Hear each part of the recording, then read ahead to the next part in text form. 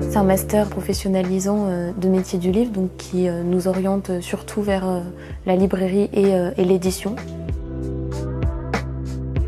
C'est 6 mois intensifs en théorie, 6 mois de stages pratiques qui nous permettent de découvrir le monde de l'édition, découvrir les techniques de vente, les techniques de création d'ouvrages, tous les rouages en fait de la chaîne des métiers du livre.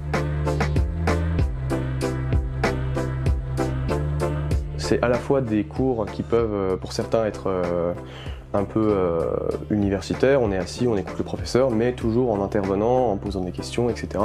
Et on a aussi des cours plus pratiques, où on va devoir vraiment prendre les chiffres, on va devoir regarder les études qui ont été faites, se renseigner, etc.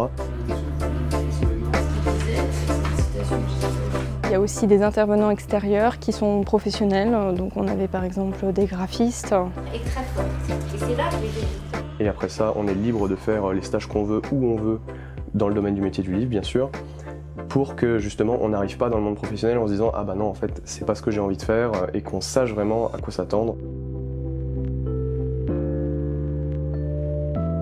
Et ce qui est bien avec ce master, c'est qu'il est également possible de le faire en alternance. Alors le rythme, nous, c'est 2 semaines, 2 semaines. Donc 2 semaines à la fac et 2 semaines en entreprise. Ce qui est plutôt confortable, je trouve, puisque on a le temps de se réintégrer à chaque fois bien comme il faut, que ce soit en cours ou au travail. L'avantage principal, c'est d'avoir un pas dans l'entreprise déjà. C'est super intéressant de pouvoir faire la pratique et la théorie. Et surtout, quand tu es en dernière année de master, ça peut être des chances par la suite. Hein, si ça peut poursuivre sur un CDD ou sur un CDI, si on a cette chance-là. J'ai un appartement à Dijon et du coup, je fais les allers-retours. J'ai fait exprès de prendre un appartement près de la gare de Dijon. Et du coup, mon travail à Paris, c'est dans le 13e, donc c'est à côté de la gare de Lyon. J'ai de la chance.